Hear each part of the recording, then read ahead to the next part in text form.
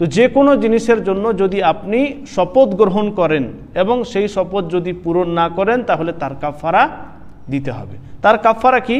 আল্লাহ সুবহানাহু ওয়া তাআলা তিনি স্পষ্ট করেছেন যে এর কাফারা, কসম করলেন, কসম ভেঙে দিলেন, তার কাফারা হচ্ছে তিনটে। কয়টা? তিনটে কাফারা।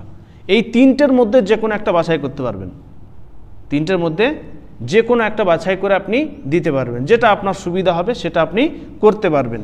তো কসম বা শপথ ভঙ্গের কাফারা হচ্ছে তিনটে, তিনটের মধ্যে যে কোনো একটা করতে পারেন। প্রথম হচ্ছে 10টা মিসকিনকে খাওয়াতে হবে, যেরকম মানের খাবার আপনি আপনার পরিবারকে দেন। আপনার বাড়িতে যেরকম খাবার হয়, যেরকম খাবার আপনি খান, সেরকম আপনি 10 জন মিসকিনকে খাওয়াবেন। উদাহরণস্বরূপ 10 জন মিসকিনকে আপনি দুপুরবেলায় ডাকলেন এবং খাইয়ে দিলেন। এটা হচ্ছে কসমের প্রথম কাফারা। দ্বিতীয় হচ্ছে 10 জন মিসকিনকে পোশাক দান দিতে হবে। 10 জন মিসকিনকে পোশাক দিতে হবে। তো 10 জন মিসকিনকে পোশাক কীরকম দিতে হবে? ওলামা কেরামগণ বলেন যে 10 জন মিসকিনকে পোশাক দিতে হবে, এমন পোশাক যে পোশাক পরে সে যেন সালাত আদায় করতে পারে, নামাজ পড়তে পারে। উদাহরণস্বরূপ আপনি জুব্বা দিলেন বা পাঞ্জাবি আর লুঙ্গি দিলেন, তো এরকম পোশাক দিতে হবে যে পোশাক পরে সে সালাত আদায় করতে পারে। বোঝা গেল? তার মানে প্রথম হলো কি, 10 জন মিসকিনকে খাওয়াতে হবে, সেরকম খাবার যেরকম আপনি আপনার বাড়িতে মধ্যম খাবার যেরকম খান, মধ্যম মানের খাবার সেরকম আপনি খাওয়াবেন। বা 10 জন মিসকিনকে পোশাক দিবেন, কাপড় দিবেন। কীরকম কাপড়? যেরকম কাপড় পরে সে সালাত আদায় যেন করতে পারে, মানে পুরো শরীর ঢেকে যেরকম সালাত আদায় করার জন্য যেরকম পোশাক পরতে হয় সেরকম পোশাক হলেই যথেষ্ট। তৃতীয় হচ্ছে ইমানদার কৃতদাস আজাদ করা, গোলাম আজাদ করা, যেটা নেই এখন। তার মানে এই দুটো, তাহলে এই দুটোর মধ্যে যে কোনো একটা আপনাকে দিতে হবে বা এই দুটোর মধ্যে যে কোনো একটা চুজ করতে হবে। এটার মধ্যে এখতিয়ার। অনেকেই আমরা ভেবেছি যে তৃতীয় নম্বর অপশনের পরে যে চতুর্থ নম্বর অপশনে আল্লাহ সুবহানাহু ওয়া তাআলা দিয়েছেন সেটাই হয়তো কসমের কাফারা। অনেকে আমরা ভেবেছি যে কসম ভেঙে দিলাম, চলো 3টে রোজা রেখে দিই।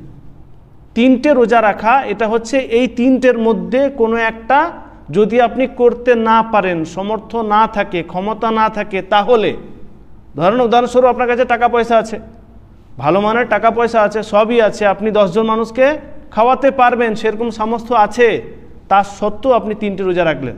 ইমাম ইবনে বাজ রাহমাতুল্লাহ আলাইহি বলেন যে সেই ব্যক্তির জন্য কসমের কাফারা পূরণ হবে না যে ব্যক্তি ক্ষমতা রাখার সত্ত্বেও 10 জন মিসকিনকে খাবার খাওয়ানো বা কাপড় পরানো এটা ক্ষমতা থাকার সত্ত্বেও সে রোজা রেখে ফেলেছে।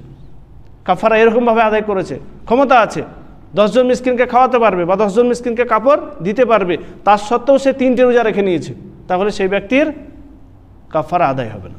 এটা কাফি নয়, যথেষ্ট নয়।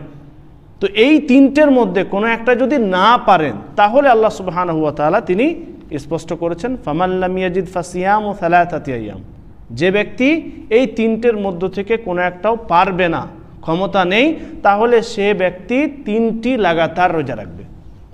যদি এটা ক্ষমতা না থাকে তাহলে আমরা অধিকাংশ মানুষ দেখি বড়লোক গরিব যারাই যেরকম আছে বাস 3টে রোজা রেখে ফেলি। কসম করেছি, কসম ভেঙে দিলাম, কসম পূরণ করলাম না, 3টে রোজা রেখে দিলাম। জি না, কসমের কাফারা 3টে রোজা রাখা নয়, বরং এটা আগে এই 3টের মধ্যে কোনো একটা যদি না করতে পারে, এই 3টের মধ্যে আল্লাহ সুবহানাহু ওয়া তাআলা কি দিয়েছেন? এখতিয়ার দিয়েছেন যে 3টের মধ্যে যে কোনো একটা বাছাই করো। এই 3টের মধ্যে আবার এখতিয়ার আছে, হয় আপনি 10 জনকে কাপড় দেন বা 10 জনকে খাবার খাওয়ান বা আপনি একটা গোলাম আজাদ করুন। কিন্তু এই 3টের মধ্যে যদি কোনো একটাও না পারেন, ক্ষমতা না থাকে, তাহলে 3টি রোজা, প্রথমেই 3টি রোজা রয়।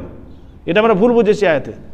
তো আমরা যদি ক্ষমতা রাখি, কোনো সময় যদি আমাদের এরকম হয়ে যায় যে কসম ভেঙে ফেলেছি, কসম পূরণ করতে পারেনি, তাহলে শপথের কাফারা হচ্ছে 10 জন মিসকিনকে আপনি খাওয়াবেন সেরকম মানের খাবার যেরকম আপনি আপনার বাড়িতে খান। দ্বিতীয় হচ্ছে 10 জন মানুষকে কাপড় দিবেন যেরকম কাপড় পরে ও সালাত আদায় করতে পারে।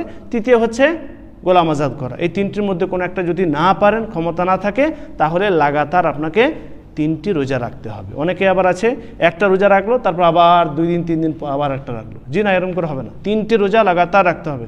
শেখ সালেহ উসাইমিন রহমতুল্লাহ আলাইহি বলেন যে 3টি রোজা রাখা এটা লাগাতার, এটাই হচ্ছে শুদ্ধ মত, এটাই হচ্ছে জরুরি।